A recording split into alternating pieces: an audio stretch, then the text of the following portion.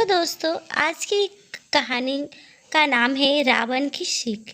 श्री राम द्वारा मारे गए तीर की वजह से जमीन पर पड़ा रावण जिस समय अपनी अंतिम सांसें ले रहा था, तो उस वक्त श्री राम ने लक्ष्मण से कहा कि रावण एक महाज्ञानी पंडित है, उसके जैसे ज्ञान इस संसार में किसी के पास नहीं है।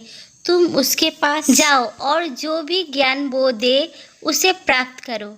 राम के कहने पर लक्ष्मण रावण के पास गए। जमीन पर पड़ा रावण अपनी अंतिम सांसें ले रहा था और लक्ष्मण जाकर उसके सिर के पास खड़े हो गए और बोले, हे रावण, तुम बहुत ज्ञानी हो, अपने आखिरी समय में मुझे कुछ ज्ञान की बातें बता कर जाओ।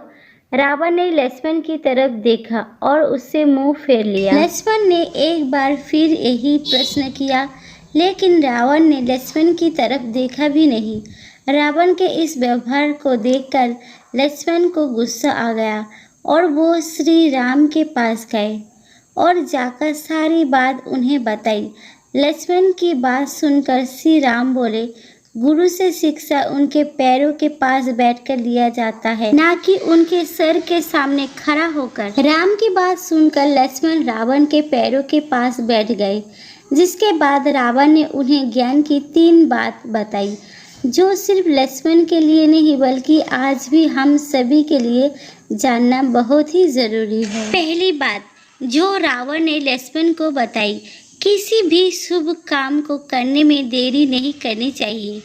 कोई भी अच्छा काम जितनी जल्दी हो सके उसे कर देना चाहिए और बुरे काम को हमेशा टालते रहना चाहिए। दूसरी बात है, अपने शत्रु या प्रतिद्वंदी को कभी भी कमज़ोर नहीं समझना चाहिए। तीसरी बात, अपने जीवन की ऐसा गुप्त बातें जिससे आपको भविष्य में परेशानी हो, वो बातें कभी किसी को नहीं बतानी चाहिए, फिर चाहे वो आपका भाई ही क्यों ना हो। दोस्तों, ये 3 ज्ञान की बातें आज भी हम सभी के लिए बहुत ज़रूरी है।